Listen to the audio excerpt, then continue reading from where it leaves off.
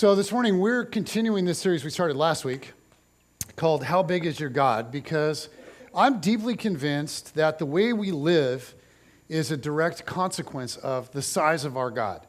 And the problem that most of us have when we're having serious problems is that our God is too small. And there's absolutely nothing that challenges our view of God like suffering. Now, I'm not talking about like explainable, we brought it on ourselves suffering. I'm talking about like random, unexplainable suffering. And the Bible makes a distinction between those two. In Galatians 6:7, it gets kind of worded this way: a man reaps what he sows. And I'm assuming that same thing is true for women. But the idea is that there are natural consequences for behavior. So, okay, if this is a farming analogy. If you go into a field and you plant corn, you should not expect to get watermelon. Okay, if you plant corn, you should expect to get corn. You reap what you sow. So, like if you don't invest very much in your spouse, then don't expect this amazing marriage. If you aren't willing to do the homework, then don't expect to get good grades. Okay, if you go to Washington State University, do not expect to win national titles. Okay, because we reap what we sow. I say that like I'm a Husky, like I went to Western Washington University, like national titles we won up there, but we reap what we sow. And there's another important truth in the Bible, because sometimes we live in a messed up world. Inexplicably bad things happen to good people. This is just the way the world works. Okay, this world is messed up and bad stuff happens to good people, what the Bible calls the righteous. So cancer and car wrecks and financial meltdowns happen, and sometimes there's absolutely no explanation for why they happen. Sometimes our suffering is brutal and it's random and it's unfair. And when that stuff comes, when we get hit with that stuff, our view of God is so deeply tested. Is there a God that's bigger than our suffering? And this is an issue that gets addressed over and over and over in Scripture. And probably the book that's most famous on this topic is the book of, anybody know? Job. Oh, yeah. And Job is like this amazing story that just dives deep into the human condition. And as we think about a God that's bigger than suffering, what I want us to do is we're actually going to walk through the entire book of Job this morning, which is a long book. But so brace yourselves, because here we go. This is Job chapter 1, verses 1 to 3, and the scene is being set. It says, "In the land of Uz, there was a man whose name was Job. This man was blameless and upright. He feared God and shunned evil. He had 7 sons and 3 daughters. And he owned 7,000 sheep, 3,000 camels, 500 yoke of oxen, and 500 donkeys, and had a large number of servants. He was the greatest man among all the people of the East." So the story starts us in the land of Uz. And so it's helpful for us to try to figure out where Uz was. In verse 3, it says about Job, okay, it says, he was the greatest among all the people of the East. East of what? Well, who's the Old Testament written for? Israel. So it would be east of Israel. Job lived among the people of the East. And this is interesting because I don't know that we think of this when we think of Job. But Job was not a part of Israel. This book is kind of unique in the Old Testament in that regard. It's not just the story of Israel, and that's the point. This is the story of everybody. And in the beginning, we're told that everything is kind of the way we think it ought to be. Job is a good guy that follows God, and he's living the good life. Okay, he's extremely devoted to God, and he's extremely blessed. He's wealthy. He's kind of got it all. And just to highlight how righteous he was, how devoted to God he was, listen to this. This is verses 4 and 5. It says, his sons used to hold feasts in their homes on their birthdays, and they would invite their 3 sisters to eat and drink with them. When a period of feasting had run its course, Job would make arrangements for them to be purified. Early in the morning, he would sacrifice a burnt offering for each of them, thinking, "Perhaps my children have sinned and cursed God in their hearts." This was Job's regular custom. So Job he's careful to honor God in everything. And the writer is making that abundantly clear. We were to understand that Job is one upright dude. I mean, he loves God. And God has blessed him unbelievably in his life. He's the greatest, we're told, of the people of the East. And so this is the key, as we're seeing at the beginning of the story. The amount of blessing that he experiences is directly proportional to the amount of obedience that he offers to God. There is a perfect relationship between blessing and obedience. And to be honest, this is how we like things to be, right? This is fair. This makes sense. But this idea is about to get turned on its head because trouble is coming to Uz. Uz is a place where very bad things happen to a good man. Uz is a place not just where suffering comes, but it comes without warning, it comes without explanation, it comes without any rational reason at all, and it leaves a wake of chaos and confusion and despair. And the truth is that Uz is unavoidable. Like every one of us at some point in our lives, probably many points in our lives, will spend some time in Uz. And some of you have. And some of you this morning may be there right now. And in Uz, there's a lot of questions with no answers. And in Uz, our faith is put to the test. Now in verse 6, there's a radical shift in scenery in this story. And this is really important. And some people have suggested that it can be helpful to picture Job almost like it's a play that's taking place on two stages at the same time. You ever seen a play like that? You know what I'm talking about? Like go old school. Like there's action going on two different levels. There's the lower stage where Job is, and as the audience, we can see what's going on that stage. But then there's this upper stage where there's a whole nother level of action happening. And the people on the lower stage don't get to see or understand or know about what's going on the upper stage. Now, so for readers, we're looking at this story. We know about what's going on in both settings. But Job has no idea what's going on in the upper stage. Job only sees and knows about what's happening on the lower stage. And so now we shift to the upper stage in this story, verses 6 to 12. It says, "One day the angels came to present themselves before the Lord, and Satan also came with them. The Lord said to Satan, 'Where have you come from?' Satan answered the Lord, 'From roaming throughout the earth, going back and forth on it.' Then the Lord said to Satan, 'Have you considered my servant Job? There is no one on earth like him. He is blameless and upright, a man who fears God and shuns evil.' 'Does Job fear God for nothing?' Satan replied. 'Have you not put a hedge around him and his household and everything he has? You have blessed the work of his hands so that his flocks and herds are spread throughout the land. But now stretch out your hand and strike everything he has, and he will surely curse you to your face.' The Lord said to Satan, 'Very well then, everything he has is in your power, but on the man himself do not lay a finger.' Then Satan went out from the presence of the Lord." So Satan goes out, and we're about to see he stirs up massive chaos in Job's life. Now, Job doesn't know it's Satan. He doesn't know what's going on at all. And so now we go back down to the lower stage, and you see the devastation in Job's life. Verse 13 it says, "One day, when Job's sons and daughters were feasting and drinking wine at the oldest brother's house, a messenger came to Job and said, 'The oxen were plowing and the donkeys were grazing nearby, and the Sabeans attacked and made off with them. They put the servants to the sword, and I am the only one who has escaped to tell you.' While he was still speaking, another messenger came. 'The fire of God fell from the heavens and burned up the sheep and the servants, and I am the only one who has escaped to tell you.' While he was still speaking, another messenger came and said, 'The Chaldeans formed 3 raiding parties and swept down on your camels and made off with them.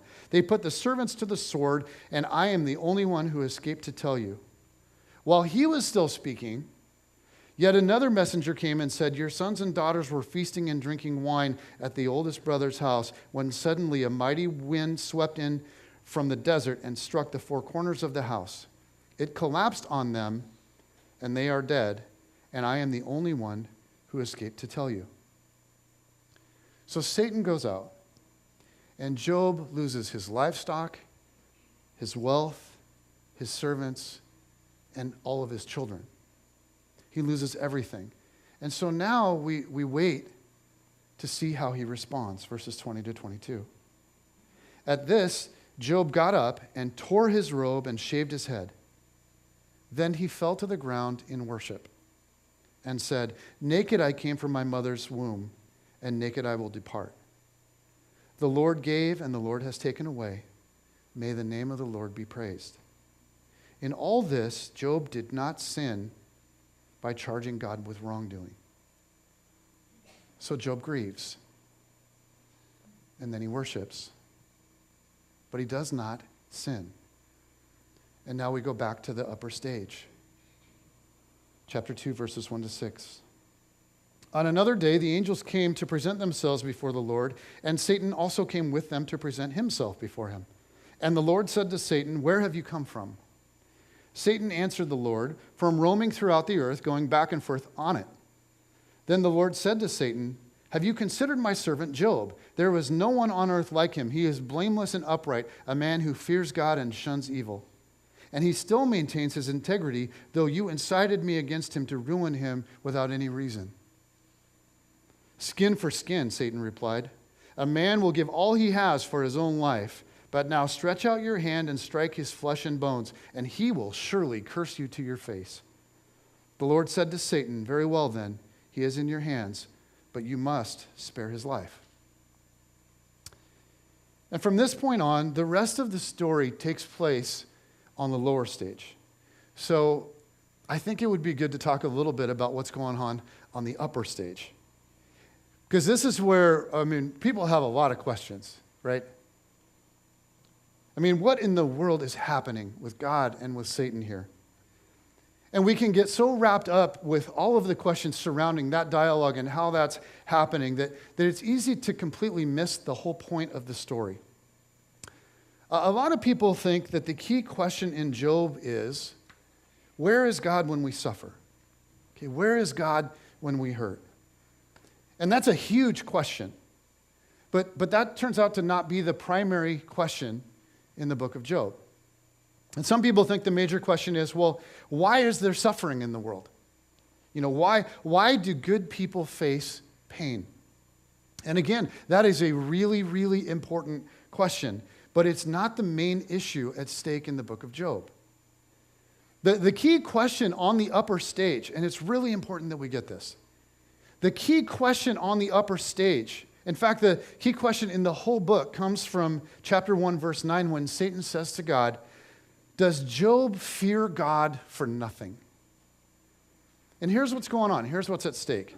Satan is saying to God, "God, Job doesn't actually love you. He honors you and praises you because you bless him. But if you stop blessing him, Job will turn from you. He doesn't actually love you at all, just this stuff that you've been doing for him." So Satan is accusing God of being naive. He's like, Job loves you the way children love the ice cream man. Without the ice cream, the guy means nothing to them. God, you turn off the faucet of blessing and you just watch how fast Job will turn off the faucet of worship and devotion. And here's what's really being expressed, the core issue underneath it all. That the existence of a covenant of self-giving love is just an illusion. That nobody on earth actually loves God for God.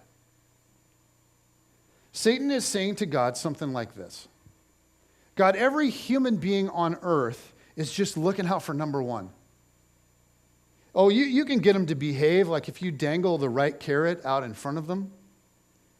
But don't mistake that for real love. They just want the carrot.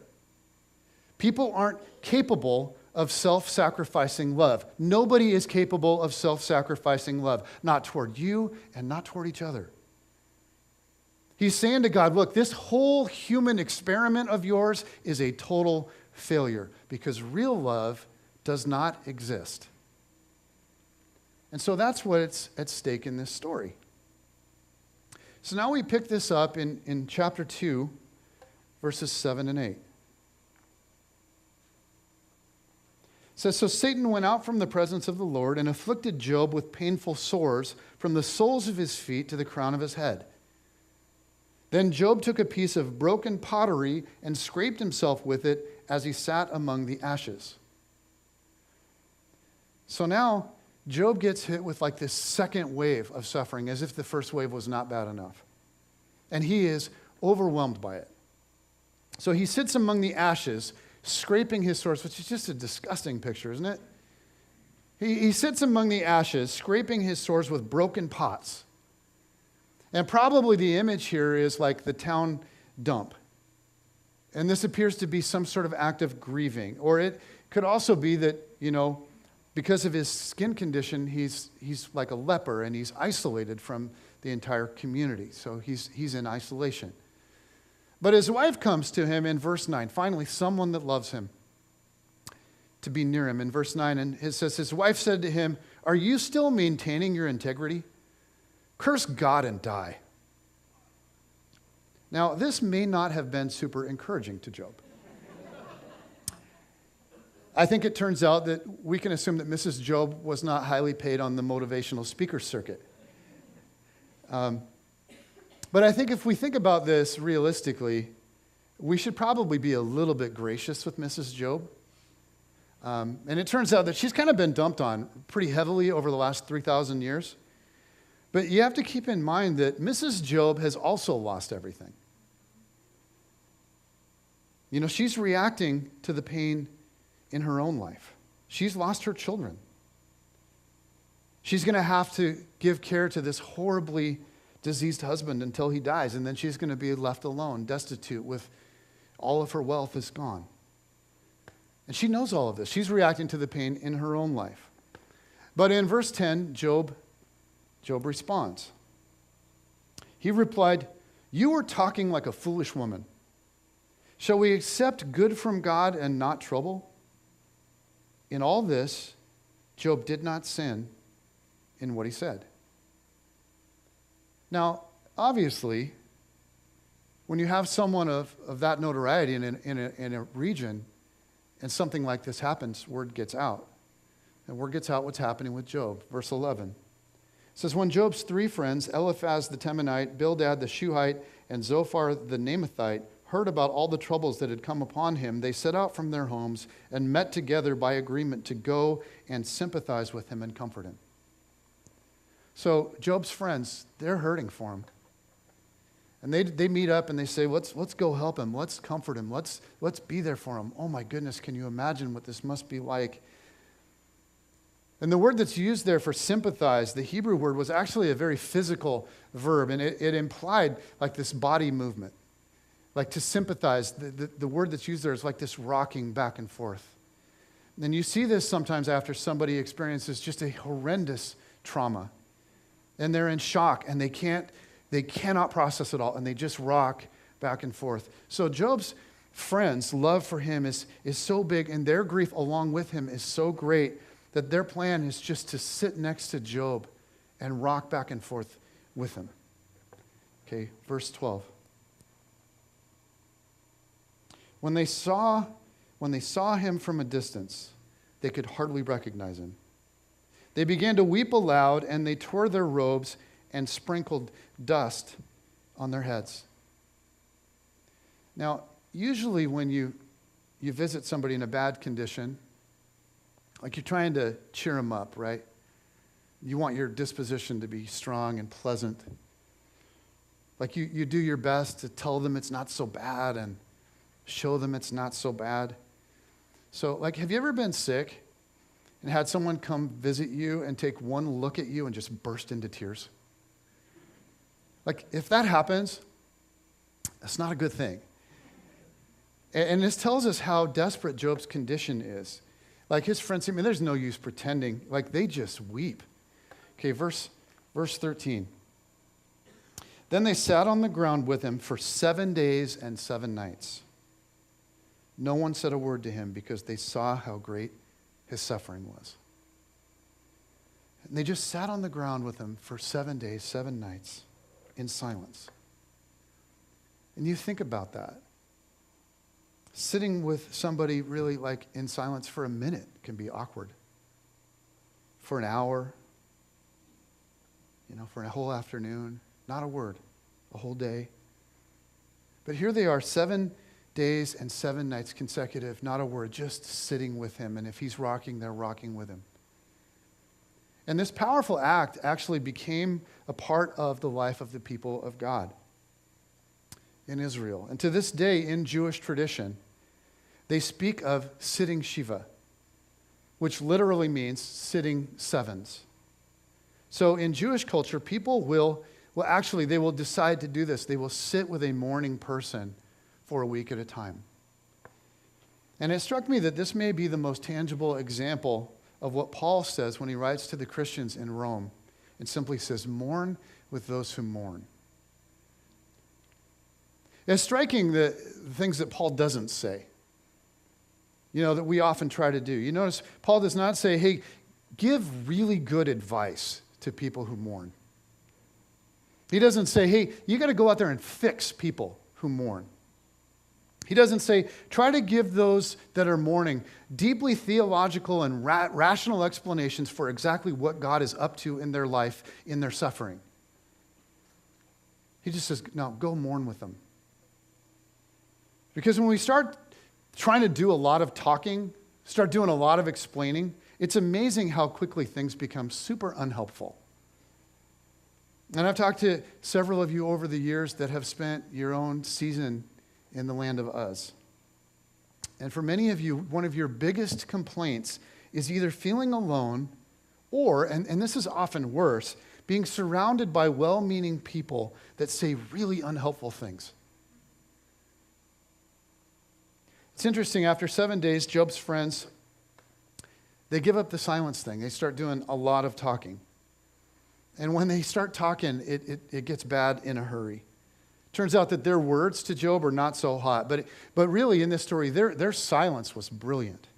Their presence and their silence was such a gift. But after 7 days, the silence is broken. This is chapter 3, verses 1 to 12. It says, after this, Job opened his mouth and cursed the day of his birth. He said, may the day of my birth perish, and the night that said a boy is conceived. And here he is in this moment just crying out to God. His friends have been silent up to this point, but now he's starting to say things that are making them uncomfortable. That day may it turn to darkness. May God above not care about it. May no light shine on it. May gloom and utter darkness claim it once more. May a cloud settle over it. May blackness overwhelm it. He's like, I wish I was never born. That night may thick darkness seize it. May it not be included among the days of the year, nor be entered into any of the months. May that night be barren. May no shout of joy be heard in it. May those who curse days curse that day, those who are ready to rouse Leviathan. May its morning stars become dark. May it wait for daylight in vain and not see the first rays of dawn, for it did not shut the doors of the womb on me to hide trouble from my eyes. Why did I not perish at birth and die as I came from the womb? Why were there knees to receive me and breasts that I might be nursed? And for the next 28 chapters, guys, that was a couple of verses. For the next 28 chapters, Job pours out a level of bitterness, anger, and confusion toward God that is staggering. And it's kind of amazing, really, that it makes it into the Bible, because it's so vivid and so explicit. And so his three friends, who are all quite devout toward God themselves, they can't stand it. And so they start to argue with Job. And they all express eventually the same fundamental idea. Job, we all know that God rewards faithfulness and punishes evil. He doesn't let the innocent suffer or the wicked prosper. Okay, so whatever you're experiencing, Clearly, somehow, you have brought this on yourself. But Job keeps coming back to his friends and he's saying, really? Like, guys, look, my life used to be great, and now my life is terrible. But guys, I'm still the same guy. So whatever's going on, it's got to be something deeper. It's got to be something more complex, more mysterious than, I used to be a good guy, and that's why my life was so good, and now my life is terrible, and so I must be terrible. He's like, whatever's going on, it's not that. And this argument goes back and forth for 28 chapters. Just a little aside here. We had a women's group a few years ago that decided to study the book of Job. And they got in the middle of this 28 chapter rant, and they lost interest. And it became depressing for them. And I had heard that they were going to study that, and I said, I don't think you should, maybe like do it all in 1 week. You don't want to spend like 4 months on the book of Job, so they didn't listen to me. But if you have ever read the book of Job, what you find is at first there's all this action, and it's intriguing. But then after the first 3 chapters, it just bogs down in these endless arguments back and forth. Job, you're wicked. No, I'm not. Yes, you are. No, I'm not. And it's really poetic and everything, but that's the gist of it. And you get this feeling like, you're the 27 chapters into this 28 chapter thing, and you're like, okay, man, let's get on with it. And it turns out that that's actually strategic on the part of the writer. Because the writer wants us to understand how mind-numbingly crushing that idea is when we keep bantering that back and forth. The idea that whatever is happening to you, somehow you have brought it on yourself. Like the more Job resists that idea, the more graphic. First they're kind of like, well, maybe you've done, and then pretty soon they're just hammering him. The more graphic they get, the more he resists it, the more graphic they get. And they're like, no, really, Job, obviously, dude, you are wicked. In fact, let's review the things, all the different things about you that are wicked. And they just start going through the list. Now these guys, they came to Job originally to comfort him, to encourage him, right? But that's not what they're doing anymore. And Job is just like, who the heck do you guys think you are standing over me in judgment? Like, I thought you were my friends. Like, didn't you come here to help me? Didn't you come here to comfort me, like to grieve with me? And so now you're saying that all this happened because I'm wicked and you're telling me how wicked I am? And so really, you guys, like my life is just in shambles and your life isn't because you're all righteous and I'm not. He's just like, whatever. Come on. And listen to his words, just a sample of his words back to them in chapter 16 in the middle of all this, verses 1 to 5. It says, then Job replied, I have heard many things like these. You are miserable comforters, all of you. Will your long-winded speeches never end? What ails you that you keep on arguing?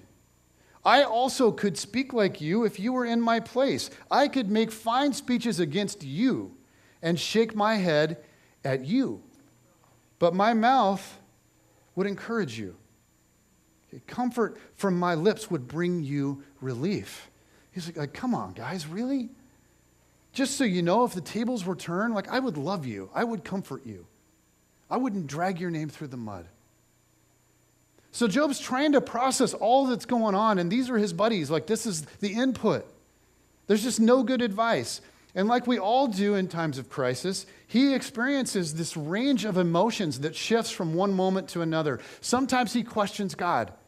Sometimes he tries to defend God. Sometimes he tries to cling to God. And at certain times, he just flat out accuses God. He's like, if only I could take God to court.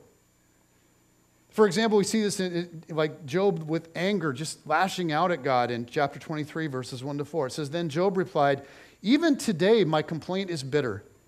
His hand is heavy in spite of my groaning. If only I knew where to find him. If only I could go to his dwelling. If I could state my case before him and fill my mouth with arguments. Okay? If only I could find God and present my case. My arguments would be incredibly persuasive. I'm sure of it. I just know it.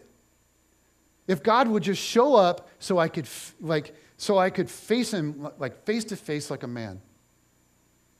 And so Job is crying out for this, and in chapter 38, Job gets his wish. He gets a face-to-face with God. This is chapter 38, verses 1 to 7. Then the Lord spoke to Job out of the storm. He said, "Who is this that obscures my plans with words without knowledge? Brace yourself like a man. I will question you, and you shall answer me. Where were you when I laid the earth's foundation? Tell me if you understand. Who marked off its dimensions? Surely you know. Who stretched a measuring line across it? On what were its footings set, or who laid its cornerstone? While the morning stars sang together and all the angels shouted for joy." And it's interesting because when God does eventually show up, which is pretty late into this whole story, he never actually gets around to answering Job's obvious question of why. Why is this happening to me? He never tells Job about what took place on the upper stage.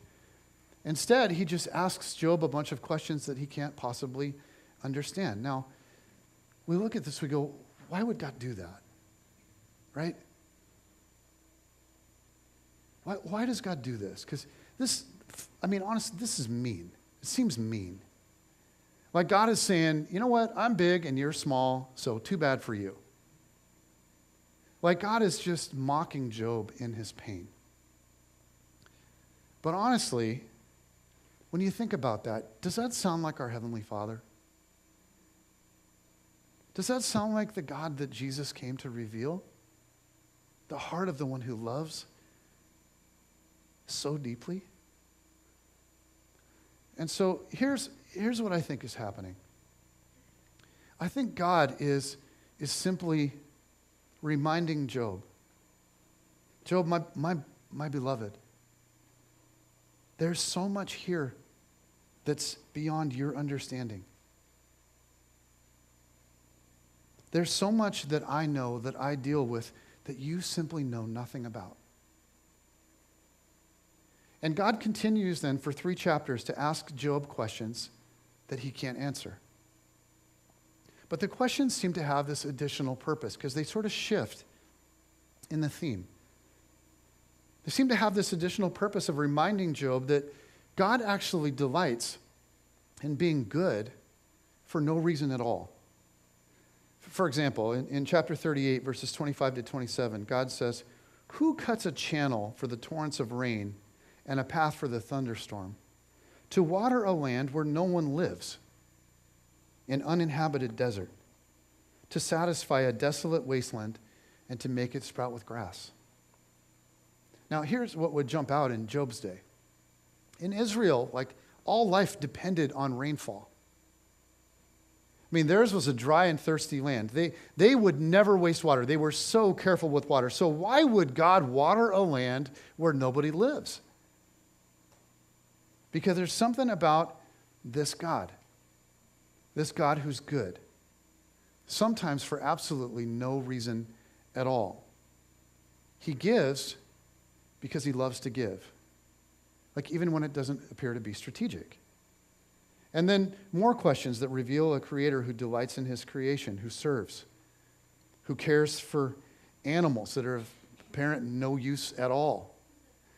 God just starts listing off animals. Oh yeah? Well, listen to these. I made these and I love these. Mountain goats and wild donkeys and the wild ox. God's just like, I just love and care for them. Job's like, why? And then God gets to, this just cracks, there's a little bit of humor in Job. Then there's the ostrich. And let's face it, the ostrich is just like a goofy animal. And God actually, in the midst of this whole rant, goes on for 6 verses talking about how he loves the ostrich. And it sort of reminds me of what Jesus said one time to his disciples when he said, "Look at the birds of the air. They do not sow or reap or store away in barns, and yet your heavenly Father feeds them. Are you not much more valuable than they?" And so God asks all these questions to remind Job of Job's limits and God's goodness. And Job never does find out about the upper stage. Job never does find out about this conversation in heaven. But in the process, Job discovers something else, something better, deeper. God allows Job to see and experience God himself more fully, to see that God is good, that he's loving beyond Job's wildest imagining. And in chapter 42, Job has this realization in the midst of all of this. He responds and he says, "Surely I spoke of things I did not understand, things too wonderful for me to know. My ears had heard of you, but now my eyes have seen you." And for Job, that's enough. He doesn't get all of his questions answered. He doesn't get to know about anything that took place on the upper stage. But what he gets is God coming down to him. God coming down from the upper stage to the lower stage. What Job gets is God himself. And it turns out that's enough. It's kind of like a little bit of foreshadowing, anticipating the day that in Jesus, God himself would burst onto the lower stage from the upper stage. And he would live among us and he would experience our world. And he would know hunger and he would know rejection and he would know pain. And he would encounter the broken and the hurting and he would heal. And he'd encounter the sinful and he would forgive. And he would encounter his enemies and he would love them and he would pray for them. He would encounter the cross and he would endure it willingly. And in the end, through his own affliction, he would defeat suffering forever. And because of his life and his death and his resurrection, we can now look forward to a day, the Bible says, when there will be no more mourning. There will be no more sorrow. There will be no more pain forever. And God is saying, trust in that. And when I came to the lower stage, trust in that. You've seen me. I know you don't understand. I know you have no idea what's happening.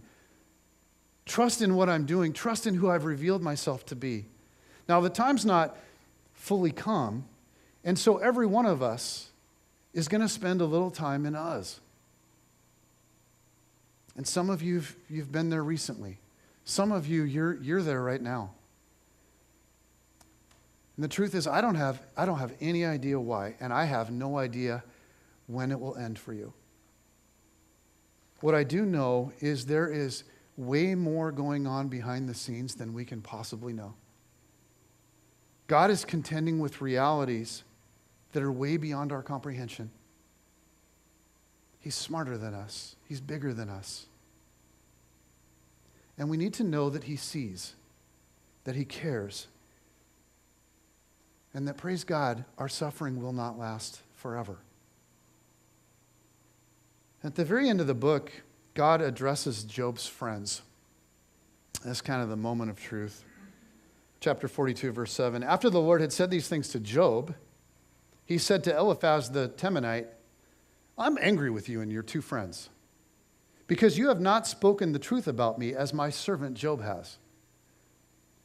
Now, you kind of have to imagine this from their perspective, just the amazement of this happening, because Job has been the one complaining about God. As far as they're concerned, they've been sticking up for God. And they are certain, they're absolutely sure that they have been right. But then God shows up and he says, "Nope, Job was right, you were wrong." And then God says, "But if Job will pray for you, I'll forgive you." So Job and his friends go on a little walk to offer sacrifices and to talk some things over.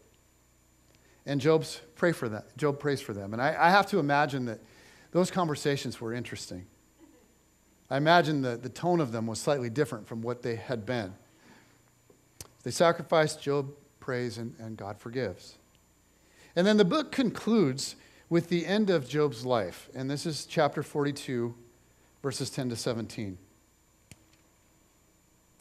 It says, "After Job had prayed for his friends, the Lord restored his fortunes and gave him twice as much as he had before.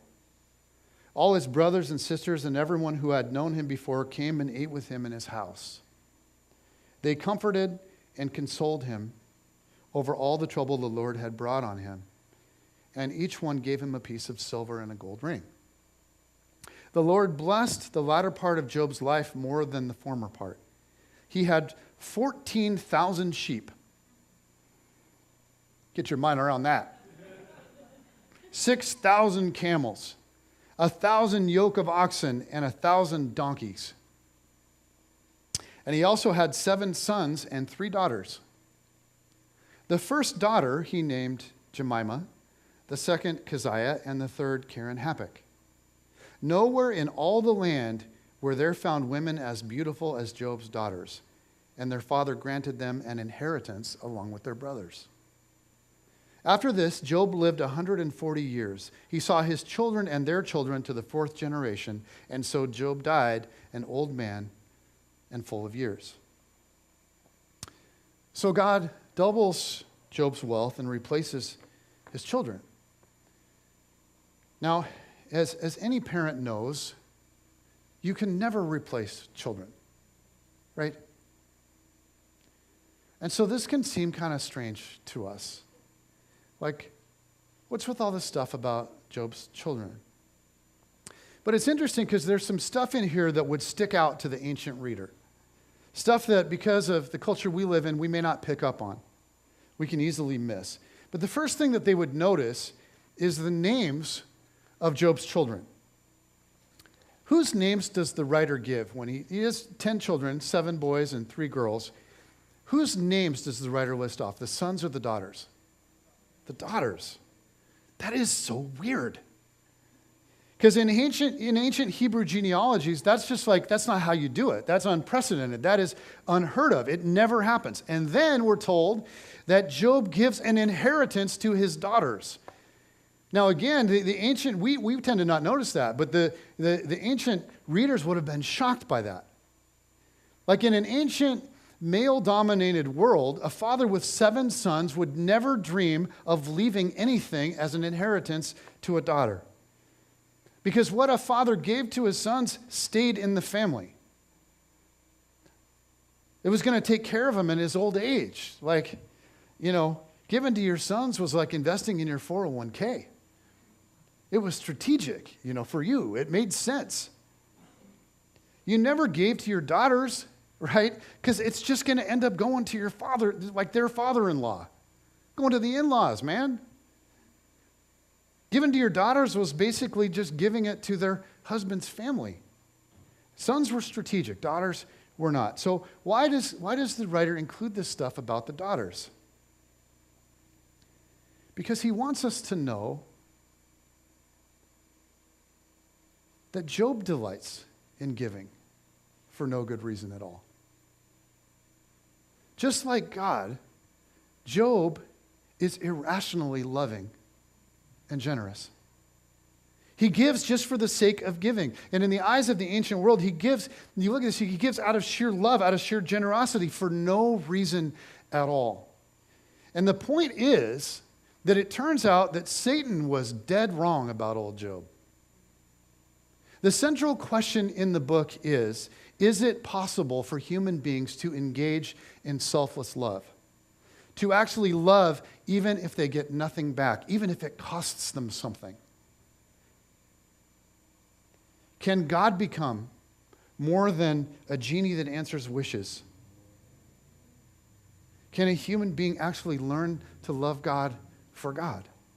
Is real selfless love possible? And the answer in the book of Job is it's absolutely possible. And it is the most important thing happening on planet Earth. Now, Job couldn't see the upper stage. Job didn't know that his faithfulness actually had deeper meaning. Job didn't know that something cosmic was at stake in all of this.